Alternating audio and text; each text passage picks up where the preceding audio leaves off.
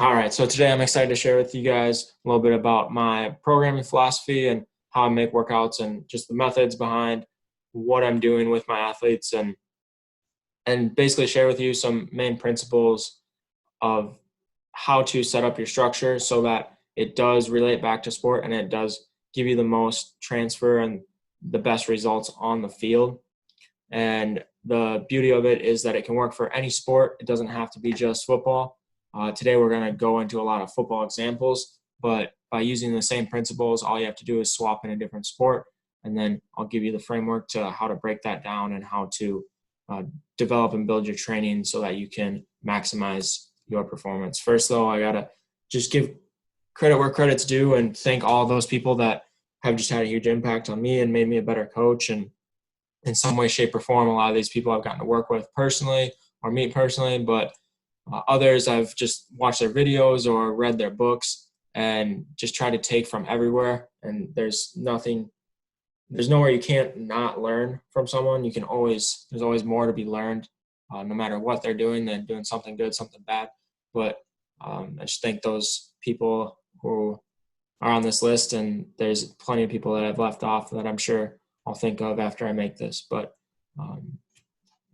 as far as making this presentation and why I'm doing it, I want it to be informational. I want it to be something that's helpful for you as a coach to just expound your boundary, expound that box that you're in.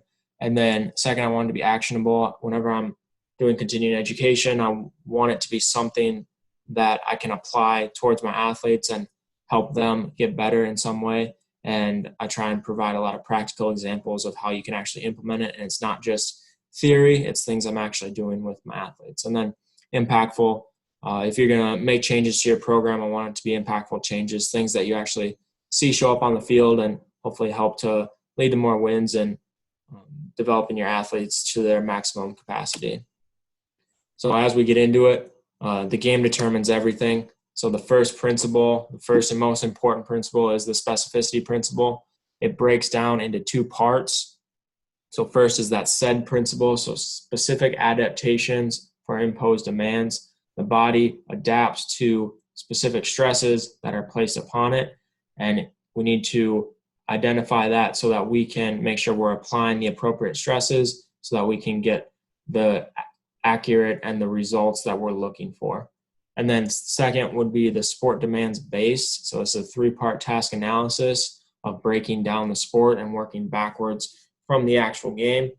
First in that is the injury prevalence data, looking at the sport or the position and what injuries are occurring more often and what areas of the body are at a higher risk for injury, and building up those areas so that our athletes can be as robust as possible. And then second is the demands and key tasks of a game.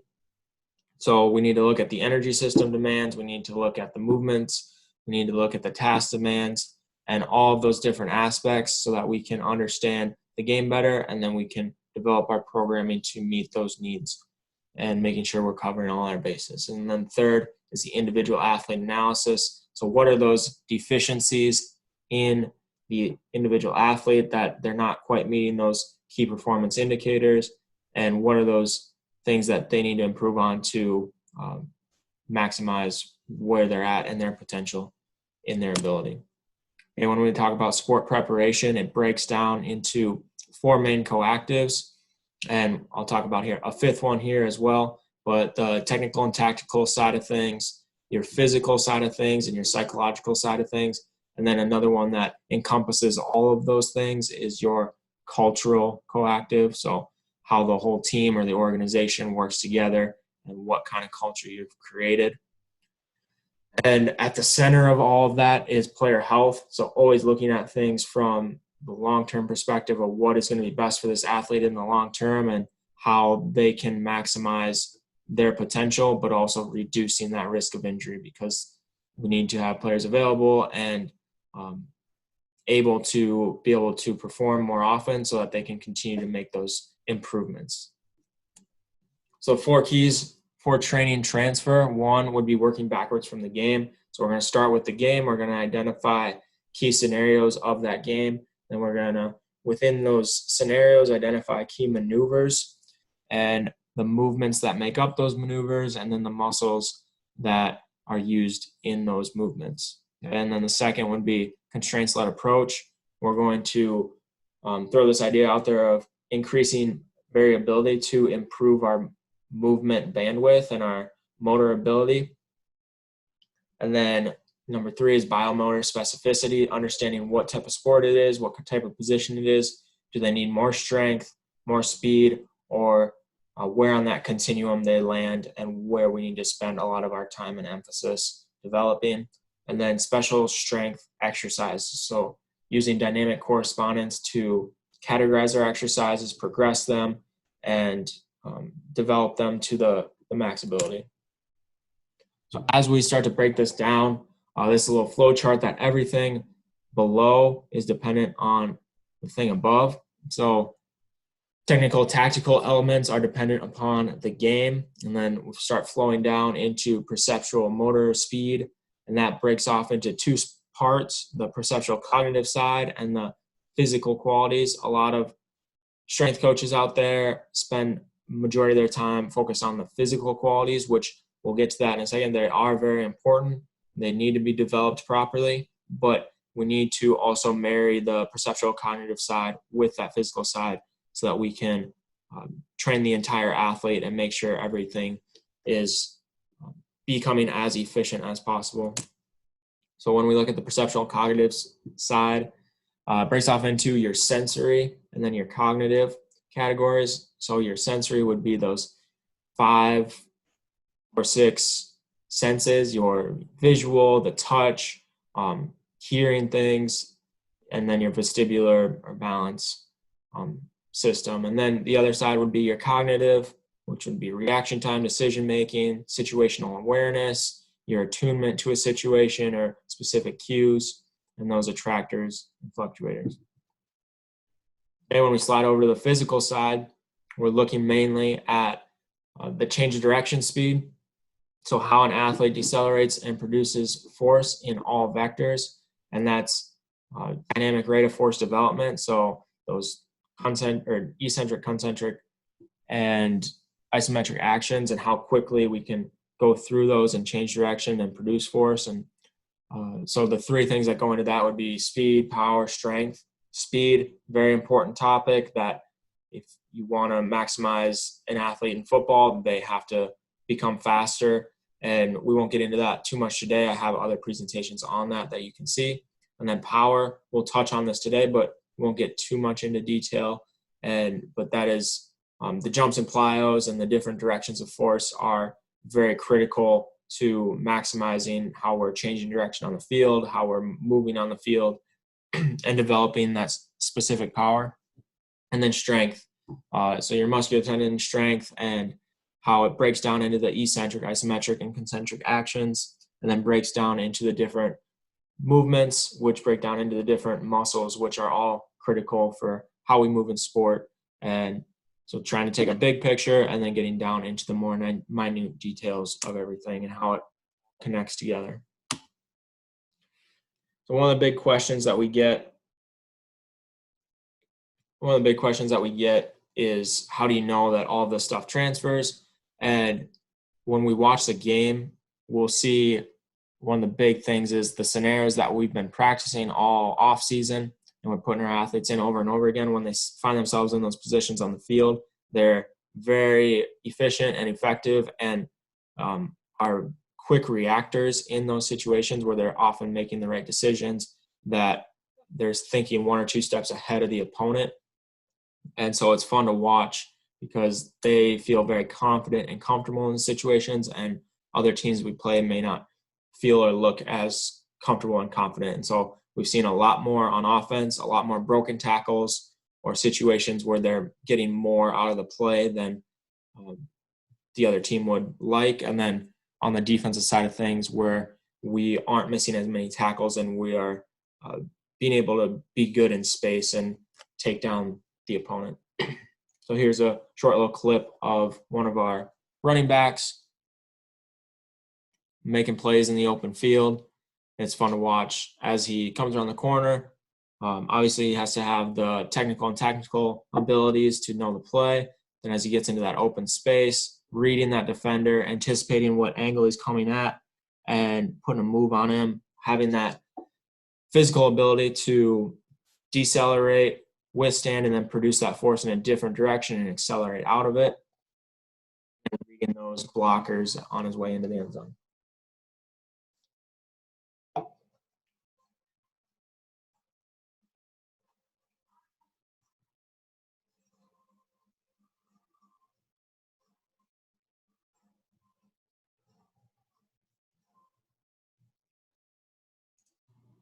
Okay, so if we're going to base everything that we're doing on the actual game itself, we need to start to understand the game a little bit better. And I know this can sound a little intimidating if you haven't played the game and you just might think there's a lot going on, a lot of different rules and variables and stuff, but it actually breaks down very simply into two main principles, and that's manipulating space and time. So for offense, this would be creating space, creating time. The more you can do that, the more success you're going to have. Defense, you need to take away space and take away time of the offense. So trying to put pressure on them, make them make quicker decisions than they have to, make them have to move quicker than they would like to, is only going to lead to more success for the defensive side of the ball. Okay, so once we have those main game principles, we start looking at each position and we start breaking them down. Okay, what are the main scenarios? What are the main situations that they're going to find themselves in over and over again on the field that they have to be very good at and need to be able to execute at in order for us to put them on the field and in order for us to win games. So for a wide receiver, some of those main situations would be routes, evade to score once they catch the ball, run blocking are all going to be very critical. Or if we can do those things very, very well, we're going to have a good chance to win a lot of games. And so another position, for example, would be linebacker. So they have to pursuit to tackle. They have to pass rush effectively, and they have to cover wide receivers and running backs and tight ends and stuff. And it really breaks down pretty simply where each position only breaks down into 2 or 3 main categories as far as scenarios. And then we can break those down even farther into agility scenarios. And so we look at that previous slide and we realize each one has an offensive and a defensive component. So we can pair and pit our players against each other. And so that gives us these 4 main categories. So evade to score and pursuit to tackle would be one. Protect, invade would be another. Route coverage would be another. And run, block, engage to tackle would be another one. So once we have sort of that better understanding of the game, what are those things we need to be very good at?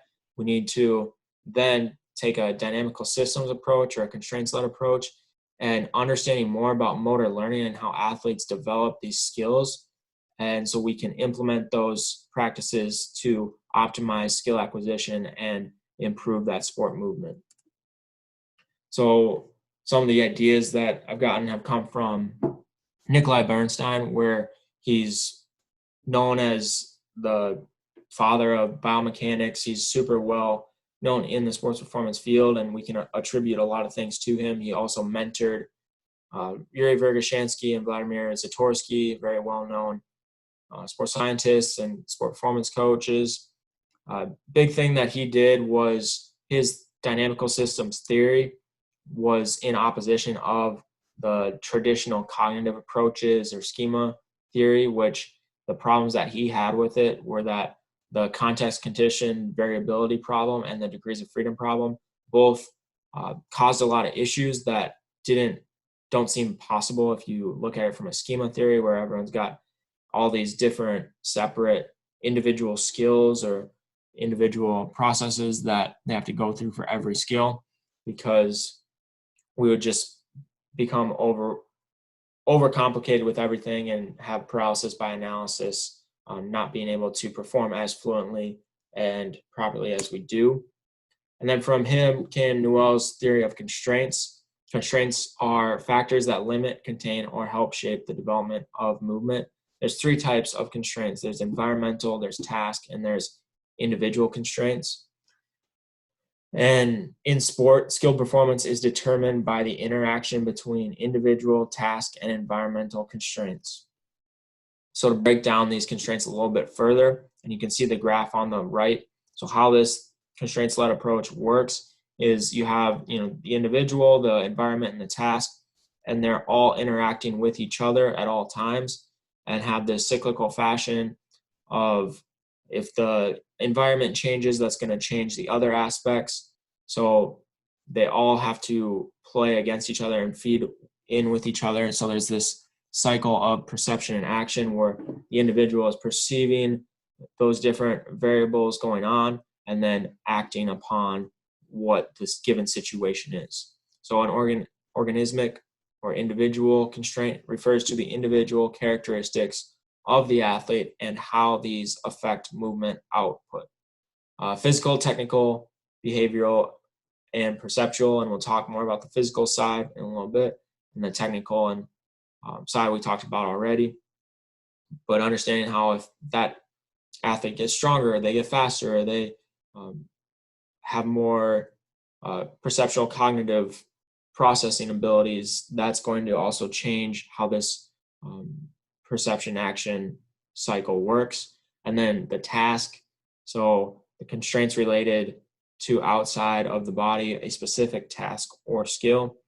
And this is the rules of the game, this is the boundaries, different things like that are going to affect how the athlete moves and what determines what they do. And then environment refers to the environment in which the sport is played. This could be, is it an indoor sport, an outdoor sport? Is it hot? Is it cold? Different things like that.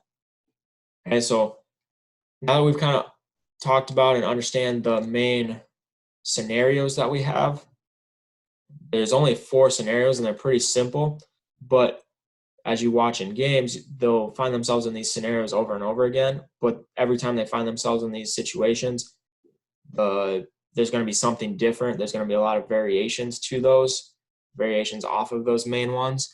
And they need to be able to operate and function quickly in those situations. So we want to try and make it as realistic and as randomized as possible and manipulate these different constraints so that they can be able to process that information as quickly as they can and make it as subconscious as possible so that they're able to just react in the games. So those main constraints that I manipulate would be complexity, space, time, rules, starting position, speed, opponents, obstacles, equipment, competition, and sensory and cognitive. Just by manipulating these things, you can follow a gradual progression of simple to complex. It doesn't always have to be the straight linear approach of how you're changing them, but generally speaking, if you start with more simple things earlier off season, allow them to adapt to those simpler situations, and then start adding complexity is going to produce really good results. Yeah, then when we start talking about representative agility, it's important to talk about how a lot of coaches out there like this change of direction approach towards agility, where they're not actually reacting off of anything. They're actually just going to a line and cutting there. And it's important to talk about how there is no ideal movement pattern in motor learning. And there's actually a lot of ways to do one thing, but it's more about not trying to be ideal, but more trying to expand the movement abilities of the athlete and not constrict them. And so instead of telling them where, when, and how to cut off of a cone or a line, we want to open up the environment where they get to be more explorative and have more self-discovery and learn their boundaries and their restrictions and what's effective and what's ineffective. So the main goals that we have is just for them to find the most effective and efficient solutions in that given scenario. And that helps create more movement bandwidth where they, instead of constricting what they're able to do, we create more bandwidth by having all those different variables and changing those different constraints throughout the off season. So this way they can select the proper movement or the more effective movement out on the field during game day. And we want to make it where it's they're leading the process and not necessarily being directed exactly what to do, so that it's more of a subconscious learning where they're learning through experience and not learning by being told what to do. And when we're designing these learning scenarios, we want to always keep these three coupled, and that's your perception, your action, and the specific context all need to be present in order for it to transfer to the field. And then improved performance arises from continuous performer environment interaction. So continuing to throw them in those scenarios and then just manipulating those constraints and allowing them to explore and be creative and be effective with it. So to summarize the constraints-led approach, I really like this quote from Keith Davids. It goes, intentions, perceptions, and actions are viewed as intertwined processes which underpin functional movement solutions assembled by each learner during skill acquisition. These ideas suggest that skill acquisition programs need to sample information from the performance environment to guide behavior in practice tasks. Skill acquisition task protocols should allow performers to use movement variability to explore and create opportunities for action rather than constraining them to passively receive information. Okay, so always just relating it back to those scenarios and how this is actually going to help them be good at those key situations. And then going through the drill category or the learning scenario categories that we have. So evade to score. Just pay attention to all the different variables being adjusted and manipulated. Just pay attention to their starting positions, the size of the box, their starting stances. All they're doing in this one is just trying to score across the end zone, and the other person is just trying to tag them or pull their flag. There's a bigger box with different starting positions. A little bit faster, a little bit more challenging, bigger box. Here's one with a different approach. And then here's one that we're going 2v2. So in a game, you often have to weed through a lot of chaos that's going on and stay focused on your task or your responsibility. But in essence, it's the same scenario, just creating a little more complexity, a little more chaos.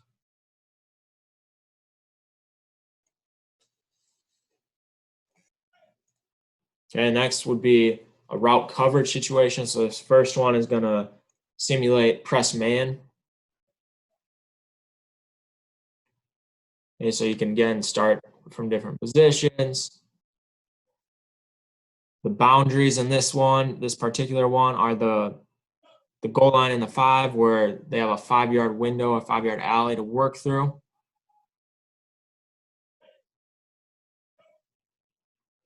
And then if the defense pushes them out or cuts them off, they win. If the offense gets to the end of it without getting pushed out, then they win.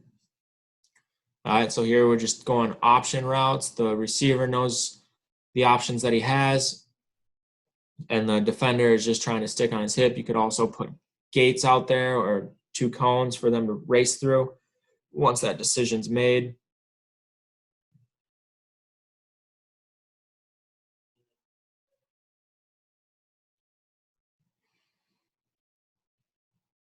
Starting different positions, different boundaries.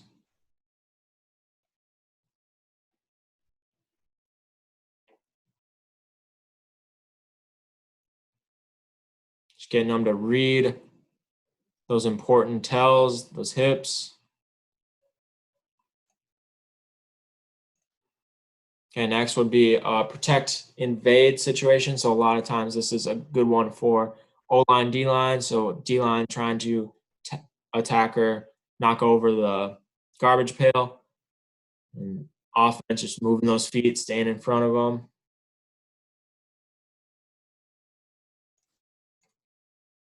Okay.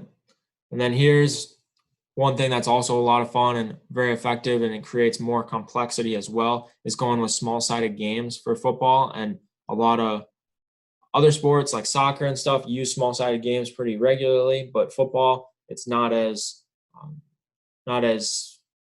prevalent out there right now. But this is a game or a drill that we really like to use with our guys. It puts them in that open environment, allows them to be creative with those moves, but also very competitive environment as well. working on a lot of different skills, all intertwined into one game. The other thing we use this for is our energy system development days, where we're getting an aerobic effect through this game. We call it agility ball. It's basically just ultimate frisbee, but we use a soccer ball, and they have to they can run with the ball until they get tagged.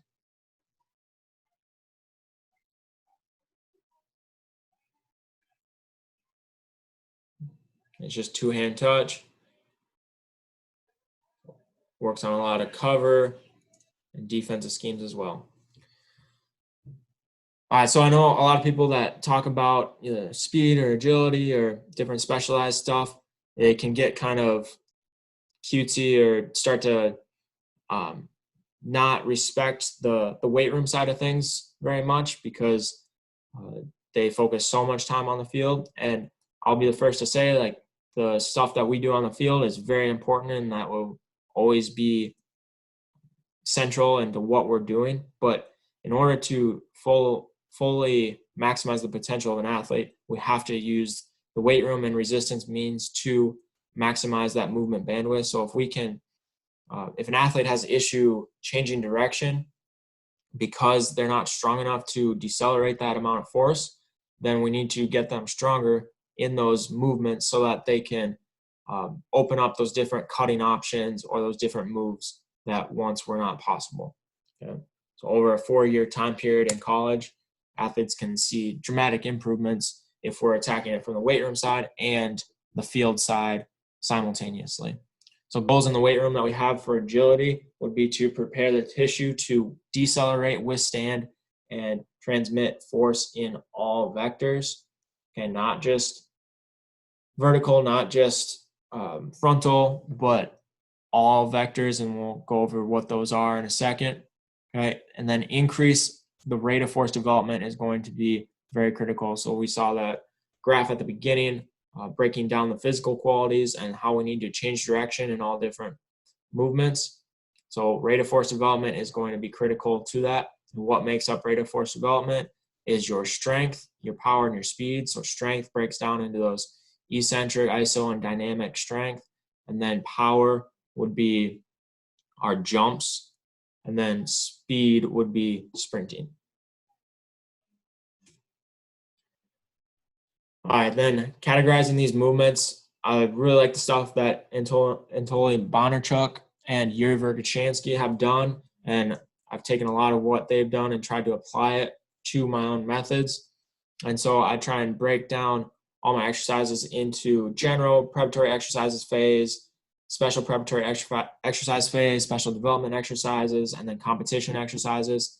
And then I use dynamic correspondence to categorize the exercises and place them in the appropriate categories.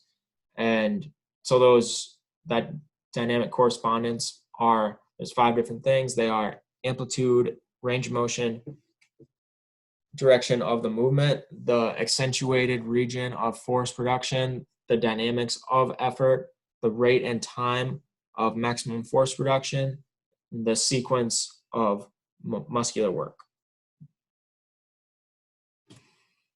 Okay, so this is how I break them down. The 4 main categories. So general preparatory exercises are going to be those strength, endurance, and hypertrophy phases. The special preparatory exercises are going to be in the eccentric and isometric strength, trying to maximize that strength. And then that special development exercise phase is going to be all dynamic rate of force development and just focused on power. How fast can we move a lot of weight and how fast can we produce power? And then our competition exercises are going to be anything on the field. So that's our representative agility, sprinting, things of that nature. All right, so on the left would be traditional, and on the right would be my vertical integration approach to specialized exercises. So a traditional approach would be you do a phase of GPE, then a phase of SPE, and then a phase of SDE, and then try and peak right before competition. But I want to see gradual improvements throughout the entire time I'm with my athletes and continue through the in-season and continue through the seasons to come. And the way that I've found that best does that is what is going to see the greatest impact on game day. And it's going to be, especially for the skill positions, the speed and those sprinting, and then the representative agility. So that skill aspect. Okay, so I keep sprinting and speed and representative agility throughout the entire off season. And then I'll progress from more of a special preparatory exercise phase in the weight room where we're building that strength, and just doing for power, more jumps, more of the slow stretch shortening cycle jumps. And then as we get closer to the season, then we progress into true plyometrics and more of a dynamic rate of force development, trying to move the bar or move the weight as fast as we can. Okay, so this is how I break down my progressions of exercises and phases. So at the top, you'll see the phases, and this would be for year 1 and year 2 of athletes that I'm working with. And then on the left, you'll see all the main movements. I think it's really important to use all those main movements, because if there is a missing link or a weak link in the chain, it will get exposed at some point. So we need to strengthen every single movement that is going to be critical to changing direction or to sprinting. And so a lot of teams would only do the double leg push and maybe hip extension and a couple others, but I think it's very critical to work all the way from single leg push all the way down through the ankle and through the knee and all the different joints. Okay. And then also looking at the force vectors, which ones are we emphasizing? So obviously those vertical ones are important, but so are the lateral ones and the horizontal ones with hip extension. And one area that I know gets neglected in a lot of programs would be our hip abduction and adduction region. And this is also going to have a huge effect on changing direction and how we can open up that movement bandwidth with more strength in these areas. So I like to progress my athletes from more simple single joint exercises at the front, and then going into overloading those movements and not just doing small little exercises, but actually getting them a lot stronger in hip abduction and adduction, and then adding dynamic components and explosive components, and making it more of a contrast method as well. So first would be our general preparatory exercise phase. So this would be working strength, endurance, and hypertrophy zones. And as far as the movement goes, we're emphasizing full range of motion and maximizing tissue growth.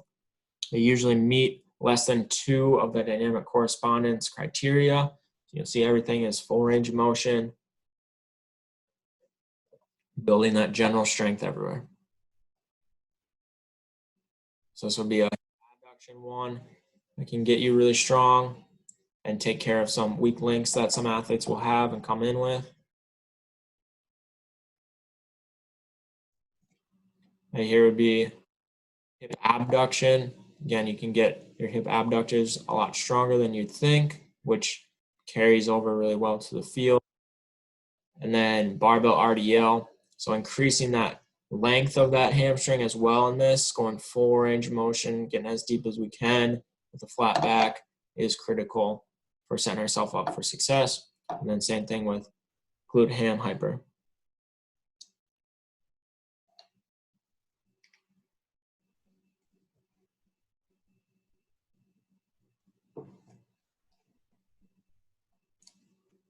Next would be the special preparatory exercises. This would be the eccentric strength, so working high-end strength, heavier weights, but in an eccentric movement. So use the same muscles and systems found in the event, meets 2 to 3 of the dynamic correspondence criteria, and we start introducing some contrast methods here. Trying to overload that tissue so we can decelerate as much force as possible. When we're out on the field, that's not our limiting factor. I'll go with a single leg push, a double leg push. And then here would be a lateral, so crossover step, which is working hip adduction predominantly. You can also do a lateral push to move step with this as well. and then going deceleration with the band, going in as fast as you can, and then sticking it. So you got to be able to decelerate all that force.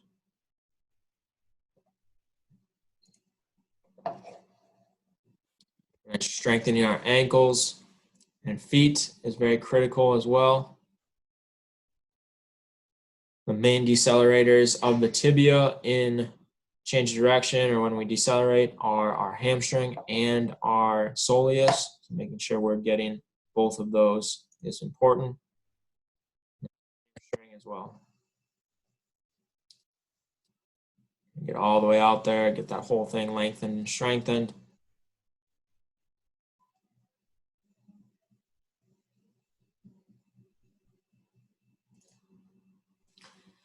And then we have the special preparatory exercise phase for isometric strength. And I like to do, because we're going, make it dynamic isometric. So what I mean by that is dropping into it fast, being able to stick that force and reapply it into the ground, just overloading those change of directions. And here would be a contrast for the lateral push to move, so hip abduction. You could also do hip adduction variations, but then push to move, you could use a sled, you can use a cable pulling machine, whatever way you can put as much load through that movement as possible. And then an explosive push to move step coming out.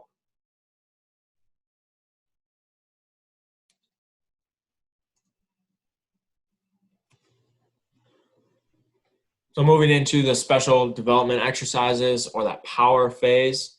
So in the weight room side of things, this is going to be everything will be dynamic speed. So rate of force development is the emphasis, trying to move that bar as fast as you can. The main strength categories would be accelerative strength, strength speed, speed strength. I use those from Brian Mann's velocity-based training book. And then these replicate parts of the competitive movement, systems, directions of force, and muscles. They meet 4 to 5 of the dynamic correspondence criteria. So those first two exercises you see, one would be kind of a main single leg or unilateral push exercise, trying to go down and up as fast as you can. And then the main bilateral movement that I'll use is a trap bar jump. So trying to drop down and jump up as fast as you can. And then getting into the lateral contrast stuff. So overloading that with the sled first, and then going into a push to move step that's dynamic reversal. So going in and out, trying to change the direction as fast as you can. And then a lateral bound, going back as quick as you can. Everything's trying to focus on changing the direction as quick as you can, moving that bar as fast as you can. And then hamstring catch, trying to shoot that leg out, then catch that leg, trying to recruit that hamstring really quickly.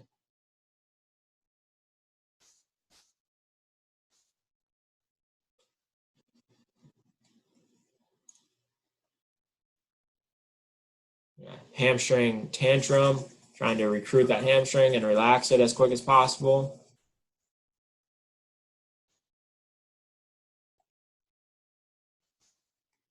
Okay. And then we have the other aspect of that special development exercises category in that power category would be our jumps and plyos. So jumps are super effective at producing power, but they're also very good for the transfer of that power and not just everything being in a frontal plane like some lifts are limited to. The jumps can be used in any force vector, any plane, and can be adopted to any sport so that they meet the maneuvers that you're trying to accomplish. I break them down just verbiage wise into this. So jumps would be jumping off double leg, landing on double leg. Hops would be single leg to single leg, so right leg to right leg. Bounds would be single leg to opposite single leg, so jumping off my left, landing on my right. And then drops would be any of those, but you're just stepping off a box. There's not actually a jump involved. And then how I'd progress them is from extensive to intensive to shock method or plyometrics. So just increasing intensity with that, allowing the tissues to adapt and be prepared for that high output. And then the main vectors that we use is vertical, linear, angled, rotational, lateral, medial, and then a combination of any of the above. Okay, so this way we can make it look, feel, and act exactly like change direction or movements on the field. So going through a couple of different vectors or the different types of jumps that we do, that would be a broad jump, then go and change a direction with it. So a lateral broad jump with change direction, trying to make cuts as quick as you can. You'll see these mimic cutting actions very closely.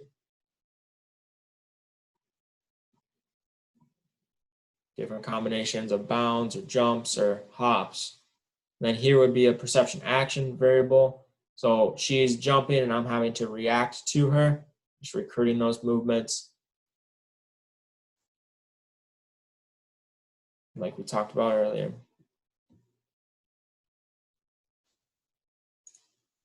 And then a couple things that are worth noting that I know with the Twitter and Instagram world out there that get a lot of attention, but don't necessarily have the transfer that people may think they do.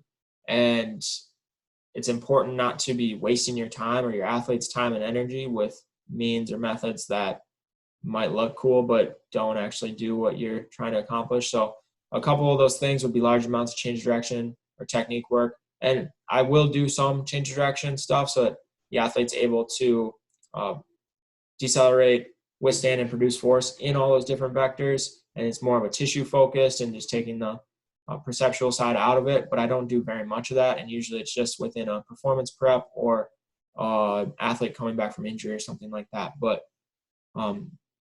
doing too much of that, again, is trying to take that ownership off the athlete and not allow them to be as explorative or interact with their environment as much as possible. So I think it's just hindering their development.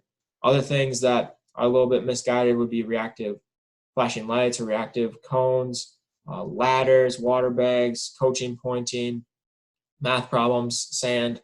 And I know a lot of these get a lot of popularity, but if you actually break down the game and what are the aspects you're trying to improve, they don't really fit in my approach by any means. One thing I do think is kind of funny is, so back in college, I played football with a bunch of guys that were from Florida, and I would ask them like what they did back there for speed and agility type of stuff. And they would say that they would go out in some fenced in yard and their coach would just let a rabbit loose and they'd chase it around for however long. And that was their speed or agility for the day. And I just think that's kind of funny, but I probably won't do that with my athletes. But if that's all you got access to, I don't know, I guess that could work. But again, it's all about context. I just think that one's a little bit funny. Okay, so main takeaways that I want you to leave here with is that working backwards from the game, you need to do that in all aspects, not just one. So not just your agility, not just your weight room side, but all of them need to be intertwined and have the same goal if you want it to have the most compound improvement on what you're trying to do with your athletes. So everything needs to be tied together and have a focus that is focused back on that game. And then always keep the perception, action, and specific context coupled in those learning scenarios. Keep it competitive for sure. That's one thing that we've found is just always having a winner and a loser, or defining what those goals are very clearly creates a very competitive environment, which creates a lot of buy-in and just a fun environment as well for the athletes. And then continuous manipulation of those constraints to increase the variability. Like we talked about, just having those main scenarios, but always throwing different variables at them so that they have to be very efficient and can adapt to whatever situation that they're thrown into. And then use the weight room to enhance resilience and movement skill. It's super important to not neglect the weight room, to not neglect that strength side, that rate of force development side, because it's only going to enhance those movement skills on the field. And if you have an athlete that's too weak to decelerate in certain positions or change direction in certain positions, they are limited. Their movement bandwidth is very limited. And by increasing that strength and increasing that tissue resilience, they're going to be able to have a lot broader movement bandwidth and be able to perform those things that they couldn't have done previously. So marrying the weight room and the field work together in a synchronous fashion is the best way to increase that movement bandwidth and that sport performance. And here are a couple more references or books that I stole a lot of things from. I always like to use the quote, "The only way to think outside the box is to make your box bigger." And just continue to challenge yourself to learn more, challenge yourself to learn about areas that you don't know too much about and how those can transform your program. If you want to get in contact with me, here's my contact information. If you want more of those videos, I have all of them on my YouTube. And another good place to look for information would be Elon, where I work right now, and the Instagram account or our YouTube or our Twitter put a lot of good information out there. All right, thank you for listening.